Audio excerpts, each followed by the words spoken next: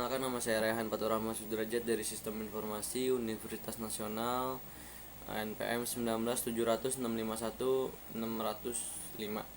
Ya, di sini saya ingin menjelaskan materi ke-13 Sistem Informasi, yaitu manajemen perangkat.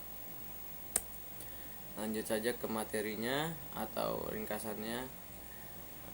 Prinsip manajemen perangkat. Prinsip manajemen perangkat ini ada dua sasaran perencanaan manajemen perangkat, yaitu masukan atau keluaran, antara lainnya ada dua, yaitu efisiensi dan generalitas. Ya, lanjut ke masih di prinsip manajemen perangkat.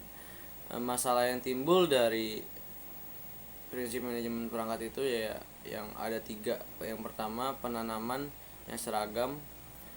Yang kedua, penanganan kesalahan. Yang ketiga, transfer sinkron versus asinkron. Yang pertama ada dua bagian, yaitu nama berkas atau perangkat terbentuk string atau integer. Yang kedua, tidak bertanggung pada perangkat sama sekali.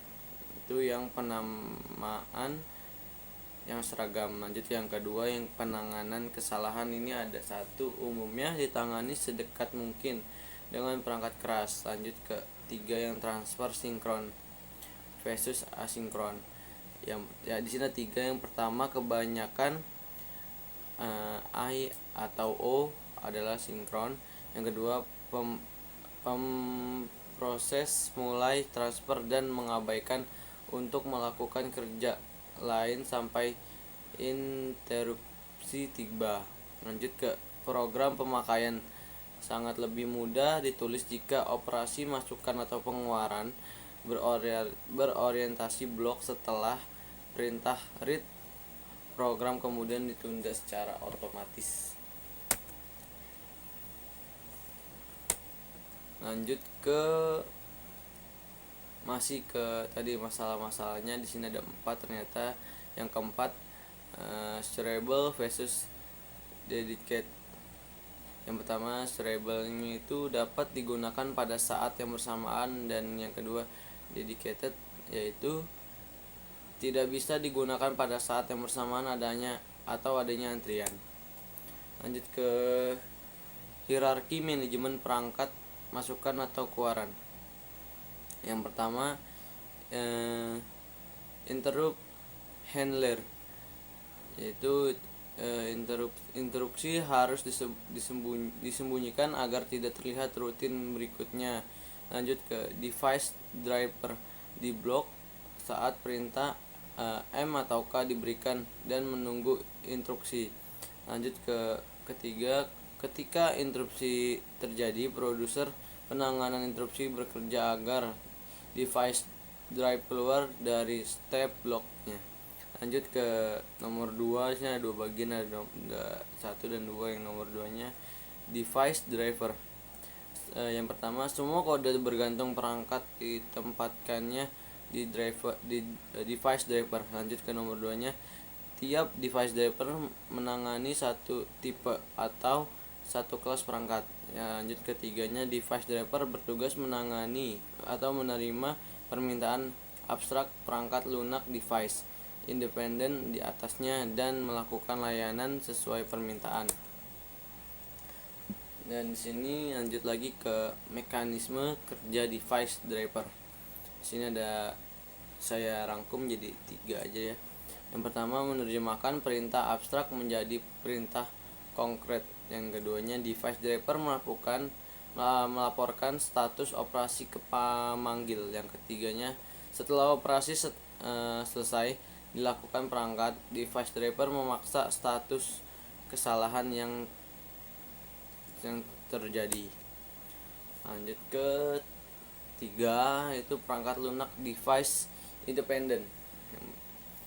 Yang fungsinya pertama, yaitu fungsi utama adalah membentuk fungsi-fungsi masukan atau keluaran yang berlaku untuk semua perangkat dan memberi antarmuka yang seragam ke perangkat lunak tingkat pemakai. Lanjut ke fungsi yang biasa dilakukan antara lain. Yang pertama, interface. Yang kedua, penanaman perangkat. Yang ketiga, proteksi perangkat. Yang keempat, memberi ukuran blok perangkat agar bersifat device independent. Yang kelima, melakukan buffering. Yang keenam, alokasi penyimpanan pada blok device. Yang ketujuh, alokasi dan pelepasan dedicated device. Yang kedelapan, pelaporan kesalahan. Lanjut ke bagian 4. Bagian 4 yaitu perangkat lunak level pemakai. Di sini ada 5. Kebanyakan perangkat lunak pemasukan atau keluaran terdapat di sistem operasi. Satu bagian kecil berisi pustaka-pustaka yang ditautkan pada program pemakai dan berjalan di luar kernel. Lanjut ke sistem call. Sistem call ini masukan atau keluaran umumnya dibuat sebagai prosedur pustaka. Lanjut ke tiganya, kumpulan prosedur pustaka masukan atau keluaran merupakan bagian sistem masukan dan keluaran. Yang keempat, tidak semua perangkat lunak masukan atau keluaran level pemakai berupa prosedur pustaka. Kategori penting adalah sistem spooling. Spooling adalah cara khusus berurusan dengan perangkat masukan atau keluaran yang harus didedikasikan pada sistem multiprogramming. Lanjut ke selanjutnya, buffering masukan atau keluaran. Buffering adalah untuk melembutkan lonjakan-lonjakan kebutuhan pengaksesan masukan atau keluaran.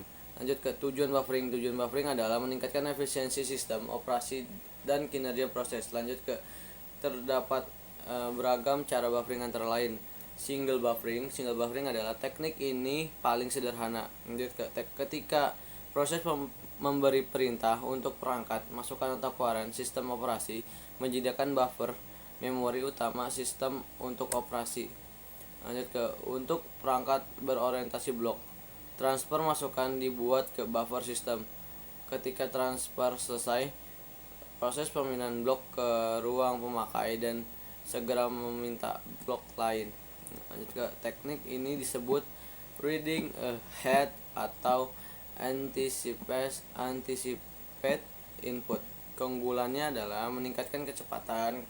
Proses pemakai dapat memproses blok data sementara blok berikut sedang dibaca. Lanjut ke keunggulan selanjutnya, sistem operasi dapat men-swap keluar proses karena operasi masukan berada di memori sistem bukan memori proses pemakai. Kelemahannya 2, yaitu teknik ini rumit sistem operasinya karena harus mencatat dulu pemberian buffer sistem ke proses pemakai. Yang keduanya, logika swapping juga harus dipengaruhi. Untuk perangkat berorientasi aliran karakter, sini yang A-nya itu operasi line at a time yang cocok untuk terminal mode bulung dan terus masukan pemakai adalah satu baris per waktu dengan carry edge return menandai akhir baris. Lanjutnya keluaran terminal juga serupa, yaitu satu baris per waktu.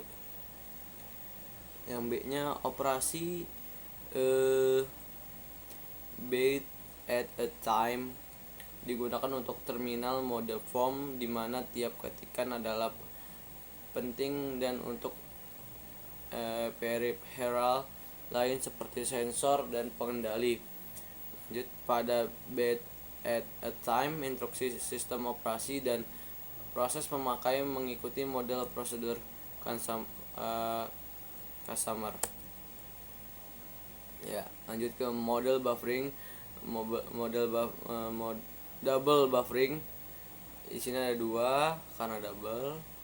Proses dapat transfer ke atau dari satu buffer sementara sistem operasi mengosongkan atau mengisi buffer lain. Yang keduanya, teknik ini disebut double buffering atau buffer swapping untuk berorientasi aliran karakter. Sini ada dua juga, ada dua bagian, ada mode line at a time, ada mode bid at a time. Yang A-nya itu proses pemakai tidak perlu ditunda untuk masukkan atau keluaran kecuali proses secepatnya mengosongkan buffer ganda. Yang B-nya buffer ganda tidak memberi keunggulan berarti atas buffer tunggal atau double buffering menggunakan metode producer customer. Lanjut ke yang tiganya, circular buffering. Sini ada 4.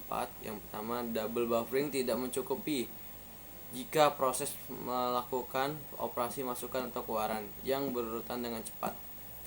Yang lanjut keduanya, masalah sering dapat dihindari dengan menggunakan lebih dari 2 buffer. Yang ketiganya, ketika lebih dari 2 buffer yang digunakan, kumpulan buffer itu sendiri diacu sebagai circular buffer.